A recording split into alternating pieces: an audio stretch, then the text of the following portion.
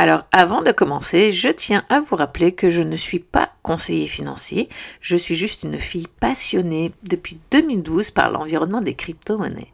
C'est pourquoi je ne vous donnerai jamais de conseils sur vos investissements. Je ne fais que parler des miens et si vous me suivez sans avoir fait vos propres recherches, c'est bien évidemment à vos propres risques et périls.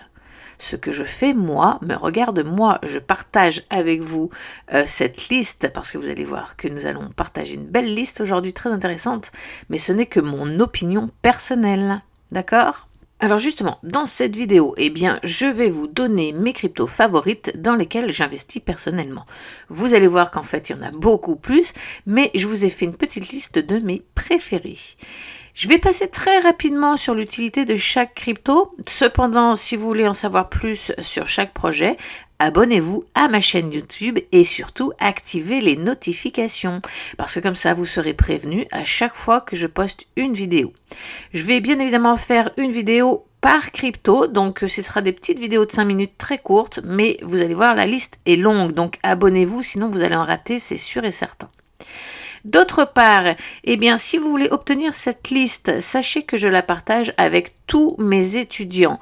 Ça et tout un tas d'autres listes d'ailleurs, tout aussi utiles, comme par exemple la liste qui détaille les cryptos par crypto, des pourcentages de votre portefeuille que vous devez vendre, ou bien le plan d'action que je mets aussi à vos dispositions qui vous indique exactement à quel moment récupérer vos profits, etc., etc. Il y en a énormément.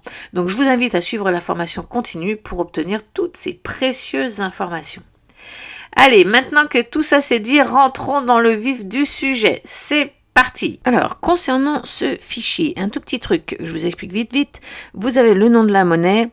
Ensuite, vous avez son symbole à côté. Ensuite, je vous ai mis le prix maximum d'achat que moi j'achèterais. C'est-à-dire que je vais placer des ordres irréalistes pour pouvoir acheter cette monnaie en dessous de ces prix-là en fait. Et à côté, ici, c'est simplement le prix actuel. Donc, qu'est-ce qui se passe? C'est que quand le prix actuel est plus bas que le prix maximum auquel moi je veux l'acheter, automatiquement, ma monnaie passe en vert. Donc, tous ceux que vous voyez en vert sur cette vidéo sont au jour d'aujourd'hui en dessous du prix d'achat auquel moi je veux les acheter pour les avoir à bon prix. Alors, la première crypto-monnaie, c'est Aave. Alors, c'est un protocole de finance décentralisé. Ensuite, nous avons Star Atlas. C'est un jeu de play to earn. Ensuite, nous avons Cosmos. C'est une blockchain. Avalanche, c'est aussi une blockchain. BNB, c'est la monnaie de Binance qui sert à beaucoup de choses. Bugged Finance. Alors, ça c'est un protocole décentralisé qui permet de programmer des ordres d'achat et de vente. Ensuite, le Bitcoin, tout le monde sait ce que c'est. PancakeSwap, c'est une monnaie, en fait, c'est la monnaie de l'exchange décentralisé du même nom. Nervos Network, ça c'est pour l'interopérabilité. L'interopérabilité, c'est vraiment l'avenir. Ça fait partie des domaines, si vous me suivez sur ma chaîne, vous verrez, c'est très important, cette interopérabilité. C'est très difficile à dire comme mot. Allez, on continue. Crypto.com. Coin. Ça, c'est l'exchange qui offre le plus de services au jour d'aujourd'hui. Ils ont un exchange centralisé, ils en ont un autre décentralisé, ils ont un portefeuille décentralisé, ils ont un exchange pour passer des ordres d'achat pour faire du trading, ils ont une plateforme de NFT, bref, la liste est vraiment longue, je vous les conseille, c'est au jour d'aujourd'hui, moi personnellement, ce sont mes préférés en termes d'exchange. Ensuite, Polkadot, ça aussi c'est pour j'arrive pas à dire ce mot. L'interopérabilité, voilà. Ensuite, DYDX, ça c'est un exchange décentralisé. Elrond, alors ça c'est une blockchain. Engine, ça c'est pour tout ce qui concerne le gaming et le métaverse. Ergo, c'est un protocole décentralisé. Ethereum, ce sont des contrats intelligents. Phantom, c'est un réseau de blockchain en fait. Ensuite, The Graft. Alors, The Graft, lui, c'est un peu le Google des blockchains. C'est un oracle, mais non, c'est pas un oracle. Oh, je suis pas sûre, mince, faudrait vérifier. En tout cas, il permet d'indexer les informations des différentes blockchains. C'est vraiment la même utilité que Google, en fait.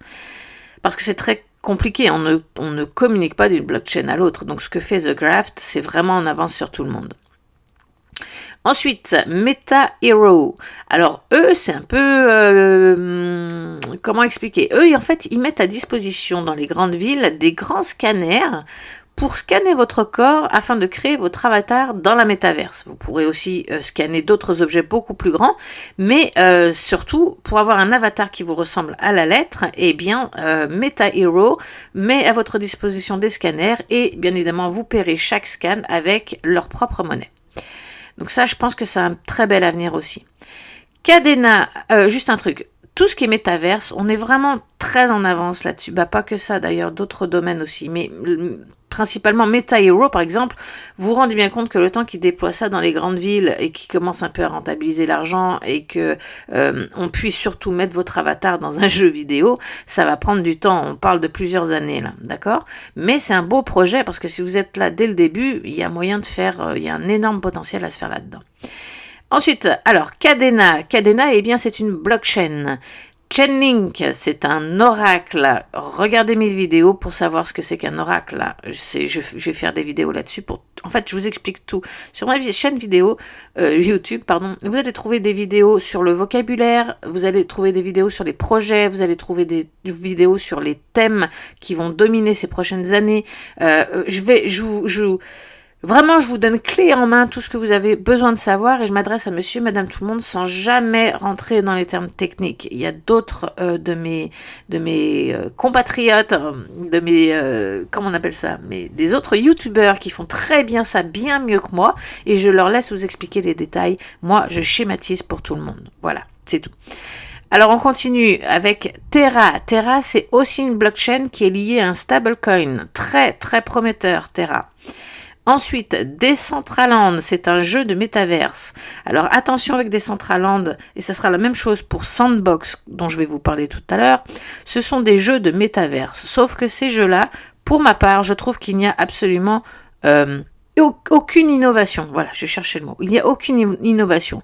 Donc c'est juste un phénomène de mode, et Decentraland et Sandbox, à mon avis, ils vont retomber aussi vite qu'ils seront montés. Donc là, pour le moment, on est dans la bulle. Donc pour le moment, c'est un peu les plus avancés. Donc ça prend de l'ampleur, énormément d'ampleur. Mais faites attention, récupérez très vite vos profits sur ces deux-là, parce que... à mon sens, c'est juste une bulle.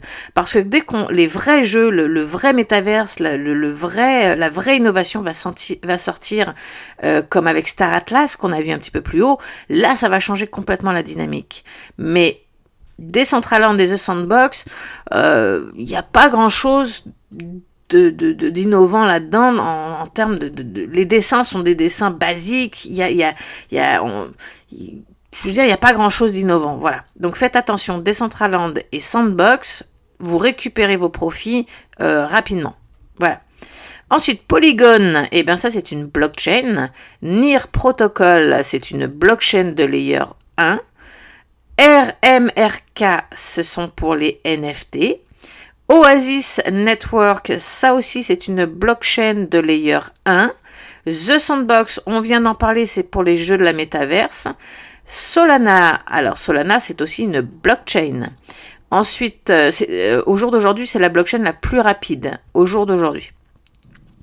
Ensuite, Serum. Serum, c'est un exchange décentralisé. Theta Network, alors ça c'est pour le streaming décentralisé. Ça aussi c'est très prometteur. Uniswap, c'est un exchange décentralisé. Ensuite, on arrive avec Ultra. Alors, Ultra, c'est un peu pour les gamers qui sont dans les geeks qui sont parmi nous. Ultra, c'est un peu le concurrent à Steam pour les jeux vidéo. C'est-à-dire que c'est un peu une plateforme où vous pouvez acheter des jeux vidéo. Mais contrairement à Steam, quand vous achetez un jeu vidéo sur Steam, vous pouvez le télécharger, mais il vous appartient pas. C'est-à-dire que si vous ne passez pas par Steam, vous pouvez pas vraiment le télécharger. Alors que Ultra, il passe par la blockchain. Donc après, ce jeu, il vous appartient. Vous pouvez même le revendre sur Steam. Vous ne pourrez pas le revendre. Alors qu'avec la blockchain, eh bien, c'est une transaction comme une autre finalement. Je vous laisse regarder ce projet, ou plutôt, non, je vous laisse pas regarder ce projet. Je vous laisse regarder la vidéo que je vais faire sur ce projet, plus exactement. Allez, blague à part, on continue avec VeChain. VeChain, c'est pour faire le suivi des produits dans le monde réel. Ça aussi, c'est très intéressant parce que c'est le premier du genre à le faire. Ensuite, Velas, c'est une blockchain qui est elle aussi très intéressante parce que si elle fait ce qu'elle a promis, parce que elle est développée avec une intelligence artificielle contrairement aux autres, et elle résoudrait, d'après eux, le problème des 3 problèmes justement qu'engendrent les blockchains. Et les problèmes des blockchains, eh bien, c'est la sécurité. Il faut un bon équilibre entre la sécurité, la décentralisation et la scalabilité. Voilà. Alors, revenons ensuite à nos moutons. Nous avons ensuite Veracity. Ça, c'est pour le streaming vidéo aussi, mais ils vont aussi donner des récompenses. Vous savez, quand on regarde une vidéo pour les distributeurs, ça sera quelque chose de bien parce qu'il y aura une meilleure sécurité pour s'assurer que la personne est bien derrière l'écran, qu'elle regarde bien sa vidéo. Ils travaillent sur un gros projet comme ça, très intéressant. Ensuite, The Winkiverse. Alors ça, c'est tout ce qui concerne l'éducation dans le métaverse. Ensuite, on continue avec Persistance qui, lui aussi, fait partie des projets de interopérabilité. Wow, j'y suis arrivée. Ensuite, Torum. Alors ça concerne le métaverse. Et enfin, on termine avec le Yield Guild Games. Lui, eh bien, c'est une guilde pour les jeux de métaverse. Alors voilà, on a fait le tour. Je n'ai pas détaillé chaque projet, sinon la vidéo aurait duré bien trop longtemps. Mais comme je vous l'ai dit au début, suivez-moi sur YouTube pour visionner la vidéo de chacun de ces projets que je vais mettre en ligne régulièrement. Si vous avez aimé cette vidéo, mettez-moi un petit like pour m'encourager et signaler à YouTube que mes vidéos sont de qualité. Je vous remercie et à très vite!